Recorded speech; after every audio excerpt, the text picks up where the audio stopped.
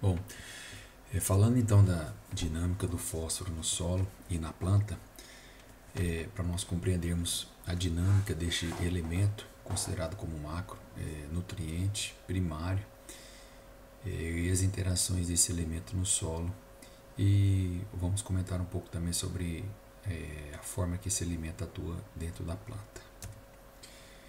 Então, para nós entendermos melhor as formas com que o elemento fósforo está presente no solo.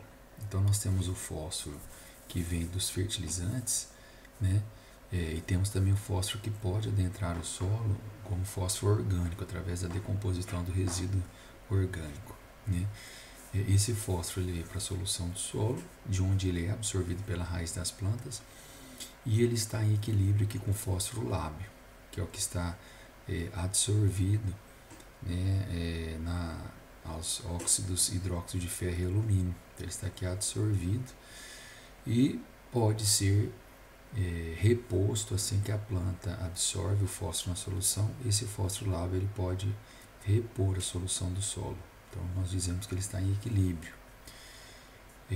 O fósforo que permanece muito tempo como fósforo lábio, ele passa a condição de fósforo não lábio, né? Então ele precipita com ferro, com alumínio e manganês em pHs ácidos, o que o torna indisponível para a planta. Tá? E a forma de saída, né, do fósforo seria pela erosão, né, pela absorção e exportação das plantas. Importante a gente entender que o fósforo no solo é um elemento pouco móvel, né? Então ele se movimenta a curtas distâncias. Daí uma das estratégias de adubação para facilitar com que o nutriente chegue à raiz da planta é a adubação no sulco de semeadura, por conta dessa baixa mobilidade. No solo, devido à interação com os minerais do solo, dificilmente ele é perdido por lixo e viação, principalmente em solos altamente intemperizados, como são os solos do cerrado. Pode ocorrer, né, através da erosão superficial, perda, né, de parte do fósforo presente no solo, né, e também a perda através da remoção das culturas. Então essas formas de saída do fósforo do sistema solo, tá? Então isso que é importante nós entendermos. Bom, dos mecanismos de contato íon-raiz, lembrando, né, os três mecanismos, nós temos a difusão, fluxo de massa e interceptação radicular, né? Então, lembrando, né, a interceptação radicular é quando a raiz cresce, encontra e vai de encontro ao nutriente presente no solo, né? O fluxo de massa é a movimentação da massa ou da solução do solo, né? De uma parte menos, de uma parte que tem mais umidade para uma parte que tem menos umidade. Então há uma movimentação da massa. O que é essa massa? É a solução do solo.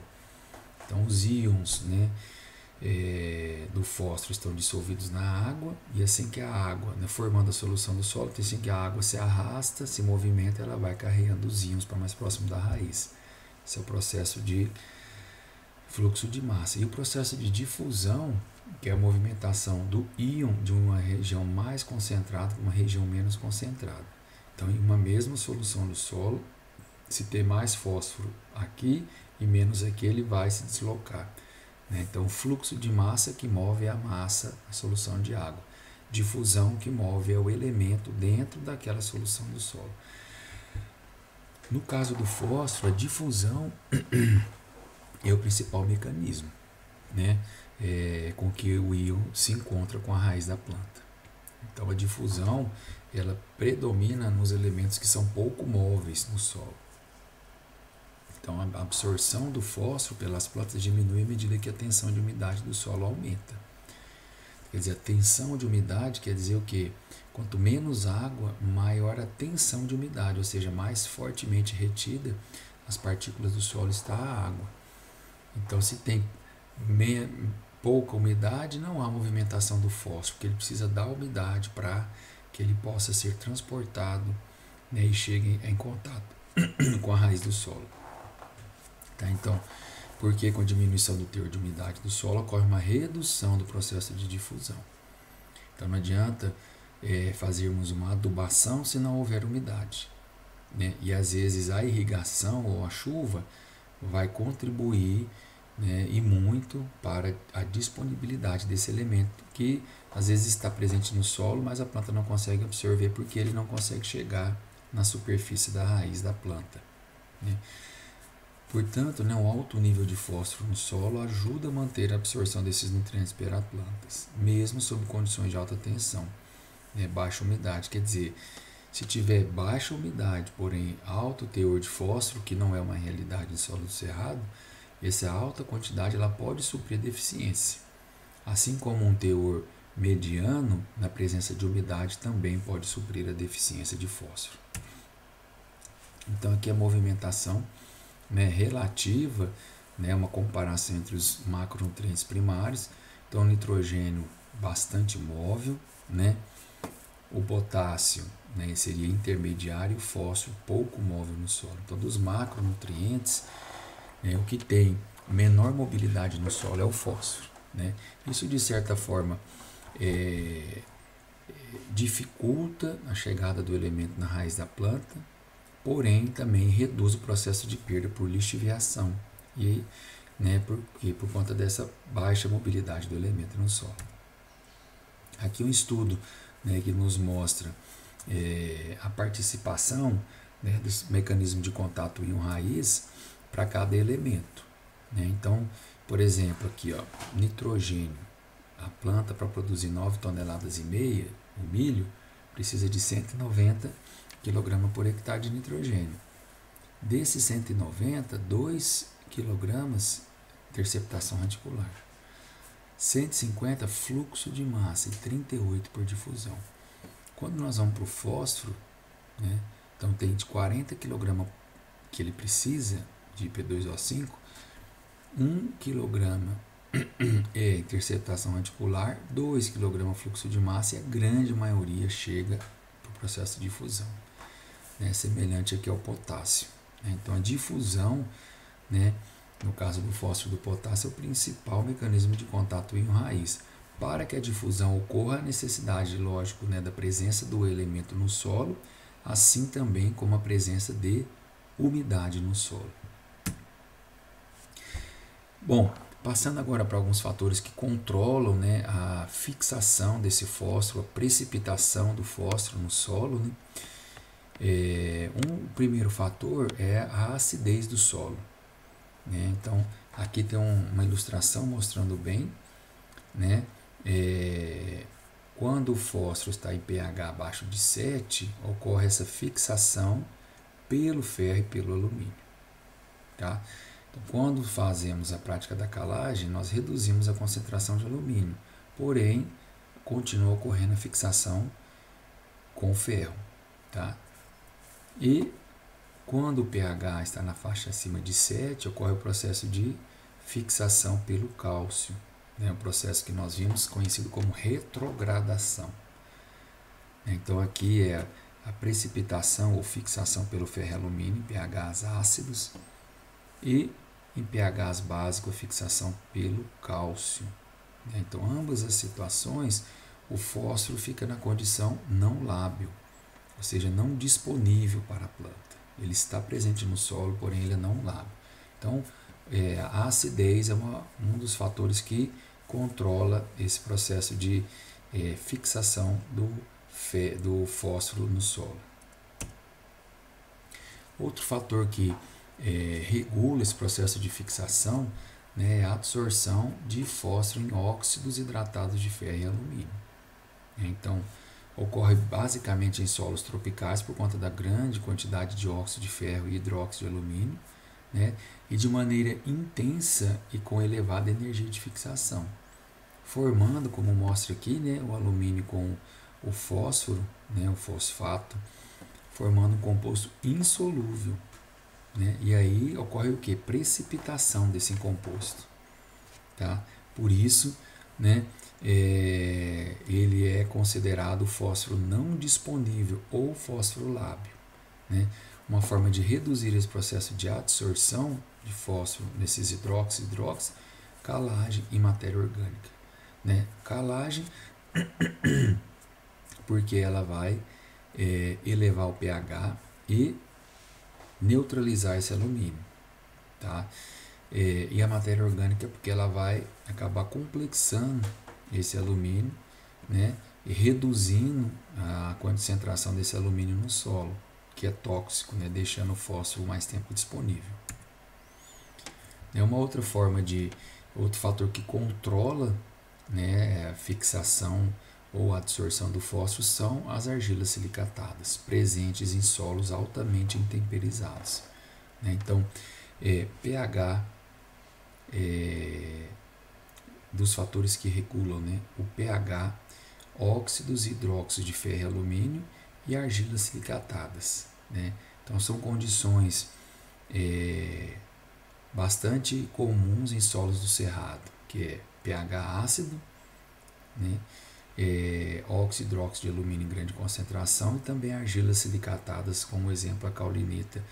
Todos estes são fatores que contribuem para a fixação do fósforo, por isso que solos do cerrado apresentam, né, grande capacidade de absorção ou de fixação de fósforo. E, né, a matéria orgânica, né, como foi dito, ela complexa o ferro e o alumínio, ou seja, ela se liga ao ferro e ao alumínio, reduzindo a concentração desses elementos na solução do solo, tá?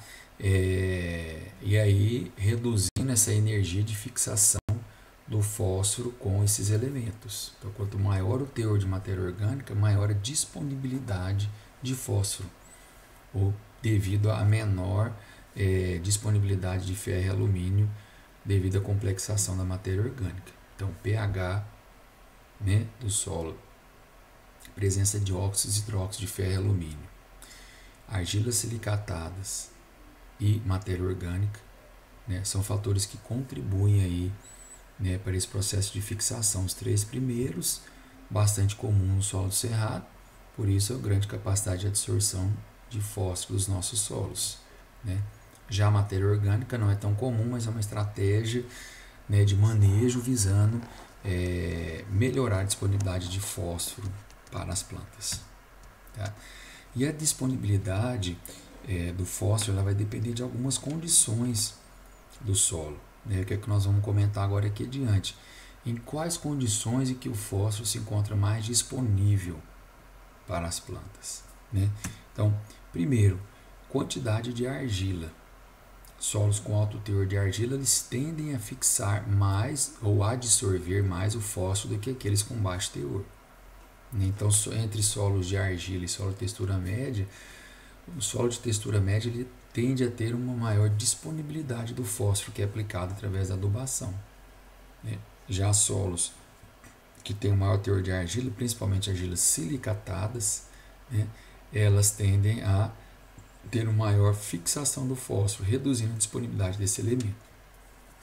Outro fator que contribui para a disponibilidade do fósforo no solo é o tipo de argila, né? Então, se forem argilas em solos altamente intemperizados, como já foi falado, né, argilas silicatadas, a caulinita, os óxidos, hidróxido de ferro e alumínio, tende a reter mais fósforo do que solos que predominam argilas do tipo 2:1, ou solos como vermiculita, ilita, né, solos mais jovens, tá? Por conta da quantidade de cargas negativas e a menor presença de ferro e alumínio nesses solos mais jovens, né? Então, além da quantidade de argila, o tipo de argila também vai influenciar, né, a disponibilidade do fósforo, né? Inclusive, a tabela de recomendação de adubação fosfatada, um dos fatores que leva em consideração é o teor de argila. Por quê? Quanto maior o teor de argila, maior a dose de fósforo que eu vou ter que aplicar, né? Para quê? Para que tenhamos uma disponibilidade ideal do fósforo para a planta. Então, se eu tenho, por exemplo, a planta precisa de 30 kg por hectare de P2O5, em solos argilosos, vou dar um exemplo, nós teremos que aplicar 120 kg por hectare de P2O5. Já um solo de textura média, nós poderíamos aplicar 60 a 80 kg para ter os 30 kg disponíveis. apenas devido à concentração ou teor de argila. Outros fatores, né, considerados que afetam a disponibilidade do fósforo: época de aplicação. Quanto mais longo for o tempo de contato do solo com o fósforo, maiores são as chances para fixação. Então, fazer aplicação no pré-plantio, isso talvez não seja vantajoso, principalmente em solos mais argilosos. Faz uma aplicação em área total em pré-plantio e aquele nutriente ele permanece mais tempo em contato com as partículas do solo, e onde o fósforo lábil pode vir a passar a condição de fósforo não lábil, tornando-se indisponível. O processo de aeração também, que é a movimentação de gases no solo, porque o oxigênio é necessário ao crescimento da planta, a absorção dos nutrientes, sendo essencial também para a decomposição biológica da matéria orgânica, que é uma das fontes de fósforo.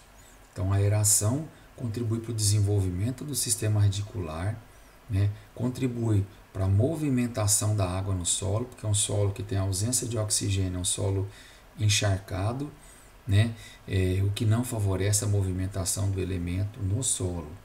Tá? Então, além do que, a aeração favorece a formação dos vegetais no solo, contribuindo para a formação da matéria orgânica, que é uma importante fonte de fósforo para as plantas. Outro fator que contribui para a disponibilidade de fósforo no solo é a compactação, porque além dela reduzir a aeração, ela também reduz o espaço poroso na zona radicular. Então, ela compromete o volume de poros do solo, principalmente os macroporos, que são responsáveis pela aeração, reduzindo esse espaço poroso na zona radicular, impedindo também que haja a movimentação da solução do solo. Então, solos compactados, não há uma infiltração de água. Se não há infiltração ou há uma reduzida infiltração, há uma dificuldade de movimentação dessa solução com o elemento no solo. Então, o fato do fósforo movimentar a curta distância na maioria dos solos constitui-se em um problema a mais na restrição do desenvolvimento radicular e na absorção de nutrientes causados pela compactação. Então, se a raiz é pouco desenvolvida, o volume de solo explorado é bem menor, o que dificulta até o contato do nutriente com a raiz. Tá?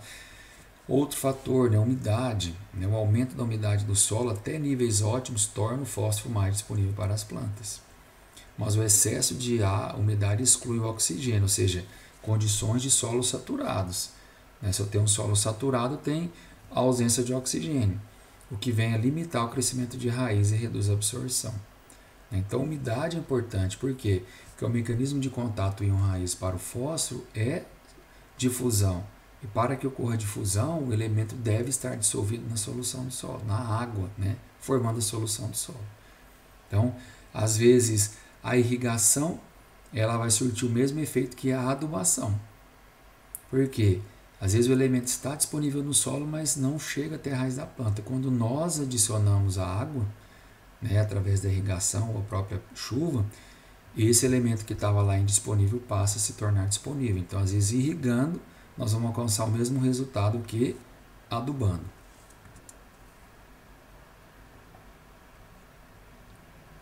Outro fator importante, que afeta muito a disponibilidade do fósforo no solo, que é o nível do elemento no solo.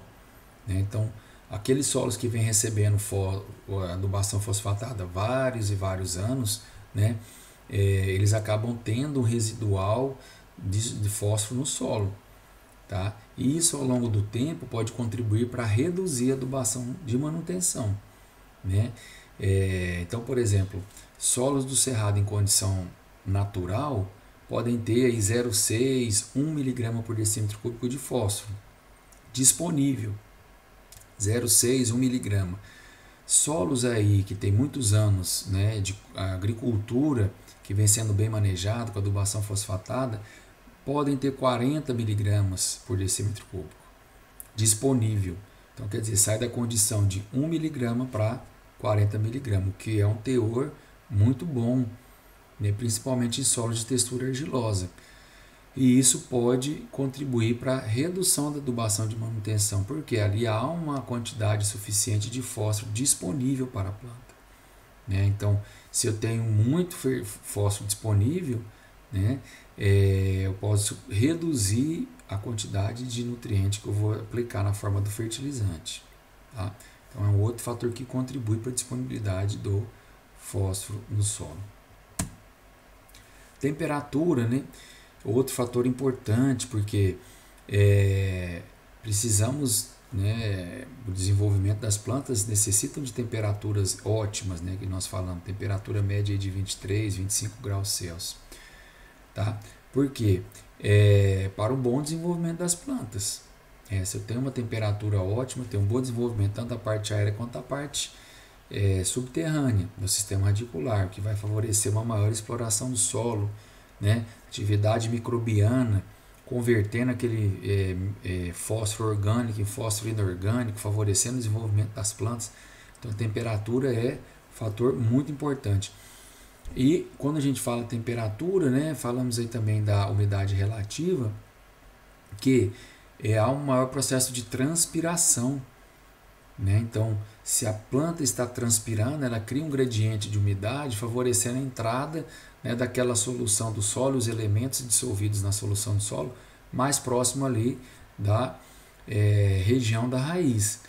Então, é como se a planta na parte aérea está perdendo umidade pela superfície das folhas, pelos estômatos, né?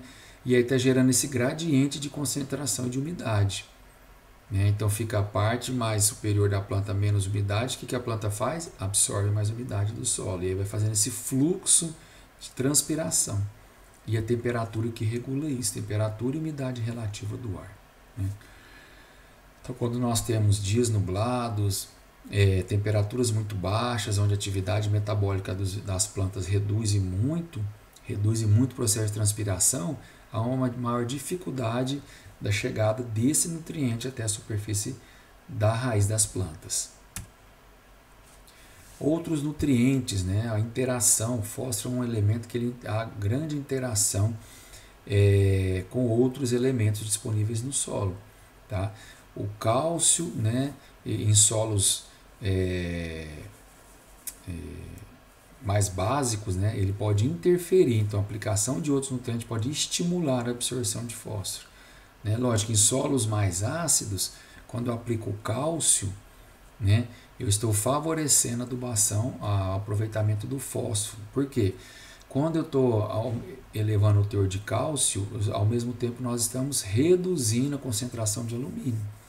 Se estamos reduzindo a concentração de alumínio, estamos reduzindo a chance do fósforo se ligar ao alumínio. Então, se nós aplicamos o cálcio e aí a prática da calagem, né, em solos ácidos, nós estamos contribuindo para aumentar a disponibilidade do fósforo. Assim também como em solos sódicos, né, os solos básicos, quer dizer, nós aplicando o enxofre, nós contribuímos para melhorar o aproveitamento do fósforo. Por quê? Solos básicos tendem a ter uma grande concentração de cálcio. Ao aplicar o enxofre, nós estamos contribuindo para que esse enxofre se ligue ao cálcio e seja retirado ali daquele ambiente de desenvolvimento do sistema radicular. Então, grande concentração de cálcio, aplicamos o enxofre se liga ao cálcio e precipita camadas mais profundas. Reduzindo a concentração de cálcio, reduz o processo de ligação do fósforo com o cálcio. Tá?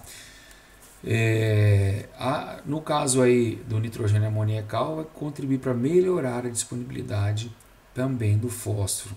E a adubação com zinco tende a reduzir o aproveitamento, por causa de compatibilidade. Então, maior a dose de zinco, menor o aproveitamento do fósforo. No caso do nitrogênio, a sua influência na absorção é muito clara durante a fase inicial do crescimento. Tá? Em muitos casos, até 65% do fósforo são absorvidos nesse período, graças à atuação do nitrogênio na forma amoniacal. Então, ele influencia de forma positiva ou sinérgica, contribuindo para a absorção do fósforo. Por quê? Maior desenvolvimento da planta, está desenvolvendo mais, está absorvendo mais nutrientes do solo, ali onde há uma grande absorção do fósforo. Então, Altas concentrações de amônio atrasam as reações de fixação do fósforo. A absorção de amônio ajuda a manter uma condição de acidez na superfície da raiz, aumentando a absorção do fósforo. Tá? Então, daí a importância do nitrogênio disponível lá no solo, favorecendo a absorção do fósforo pelas plantas. Tá? Nesse caso aqui mostrando, né, 12%, 22 kg de fósforo sem nitrogênio, tá? 12% do fósforo na planta veio do fertilizante fosfatado. Ok? Aqui 22 kg de fósforo, 22 kg de nitrogênio. 20% do fósforo na planta veio do fertilizante fosfatado. Tá? Então quer dizer, quando nós temos uma combinação, né, fósforo e nitrogênio, nós temos uma maior absorção do fósforo. Tá? Semelhante aqui os dados com a aveia. Se nós aplicamos somente o fósforo sem nitrogênio, 13% do fósforo veio do fertilizante. Quando nós aplicamos o fósforo e o nitrogênio, 27% do fósforo. Aqui, esse fósforo vindo da mesma fonte. Né? Então, o nitrogênio favorece a absorção do fósforo também. Tá? N não acumula, né? Aplicar todo ano, por conta do processo de lixiviação. Então, a disponibilidade do N no solo, como ele não acumula, né, não sei, através da incorporação da matéria orgânica, tudo mais o N mineral, por isso devemos aplicar todo ano. No caso do fósforo, como tem uma baixa mobilidade, ele acaba tendo um efeito residual, que é o que nós comentamos. Ao longo do ano nós podemos incrementar, ao longo das safras, né, dos cultivos, nós podemos incrementar o teor do fósforo devido a essa característica residual que o elemento tem, porque a planta não absorve tudo, né? Nós acabamos adicionando, fazendo um aporte maior do fósforo, né? Prevendo aí essa parte de fixação, né? E aí dessa forma nós vamos consolidando, né, os incrementos de fósforo disponíveis para as plantas no solo. E, né, outro fator muito importante que afeta a disponibilidade, né, é a cultura. Né? Então, as culturas diferem grandemente em sua habilidade para extrair formas disponíveis de fósforo no solo. A época, o método de aplicação devem ser adequados ao sistema de produção para assegurar o uso mais eficiente. Né? Então, existe hoje programas de melhoramento, inclusive utilizando a engenharia genética, né, para desenvolver plantas que tenham uma maior eficiência na assimilação do fósforo. Então isso é uma característica da cultura que afeta essa disponibilidade e absorção do elemento, né? Pela cultura. Né? Já outras culturas têm mais dificuldade na absorção do fósforo. Né? Então, por isso devemos considerar a época da aplicação. Então, né, aplicar antes, durante a semeadura, em cobertura, e o método de aplicação, aplicar no sulco, vai aplicar na entrelinha, vai aplicar em cobertura. Isso são estratégias importantes, né, e que vão afetar diretamente a disponibilidade desse elemento para a planta. Então, se fazemos a semeadura da soja e depois de 30 dias fazemos a adubação fosfatada em cobertura, esses primeiros 30 dias, principalmente em solos que são deficientes em fósforo, têm baixos níveis, a planta vai sofrer deficiência. Né? E às vezes eu estou suprindo 30 dias depois, ela não vai corrigir essa deficiência. Né? Ali pode já ter havido a comprometimento da produtividade. Né? Então, época e método é muito importante. Né? E isso varia de cultura para cultura. E por fim, né, um fator que afeta muito a disponibilidade do fósforo no solo, que é o pH. Então aqui nós vemos o gráfico que tem aqui o pH do solo, né, e a quantidade do fósforo fixada pelo fósforo. Então aqui nós podemos ver que o pH 5,5 para baixo, né, abaixo de 4, nós temos uma maior fixação do fósforo pelo ferro. Na faixa aí de 5, né, 5 e pouco, a fixação é pelo alumínio, né, porém ainda há uma fixação aí pelo ferro. né? E à medida que o pH aumenta, né, acima de 7, nós temos uma fixação do fósforo pelo cálcio.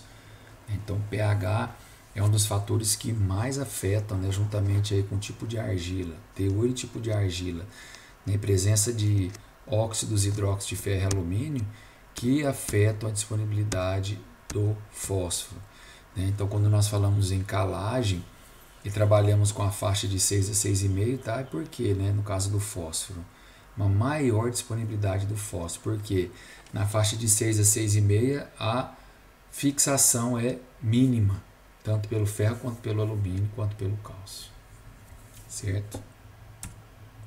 Bom, os mecanismos de fixação do fósforo em solos altamente intemperizados, da região tropical dominados por caulinita e sesóxido de ferro e alumínio. Então, na nossa região, né, a predominância da fixação ou a adsorção é pela caulinita, que é uma argila silicatada, e o óxidos e hidróxido de ferro e alumínio. Tá? A capacidade de fixação de fósforo na maioria desses solos está relacionada com a alta reatividade e a afinidade das superfícies dos minerais de argila por esse elemento. Tá? Então, tá aí o porquê, né, da fixação. Né? A afinidade das superfícies dos minerais de argila pelo fósforo. Tá? Em solos altamente intemperizados, o alumínio e o ferro presentes nas partículas de argila são muito estáveis, o valor de pH tão baixos quanto 5, que é o caso do solo do cerrado. Quando o pH atinge valores menores que 5,3, o alumínio e o ferro são liberados para a solução do solo, reagindo rapidamente com fosfato para formar compostos insolúveis que se precipitam, contribuindo para o processo total de fixação.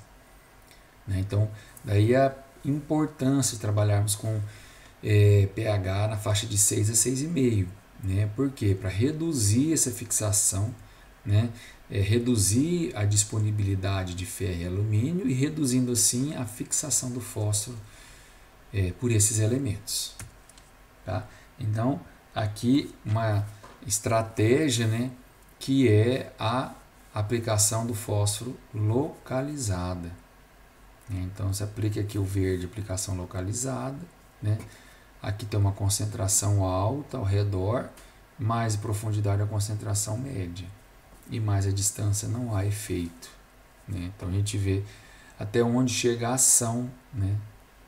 Aqui, cada quadriculado desse tem 6 centímetros quadrados. A gente vê aqui, né, a distância que é muito pequena. Né? Então, se tem uma raiz aqui, ela tem dificuldade de alcançar esse fósforo. Então, daí a gente faz a semeadura com adubação no suco e aí a planta desenvolve já em cima aqui desse fósforo.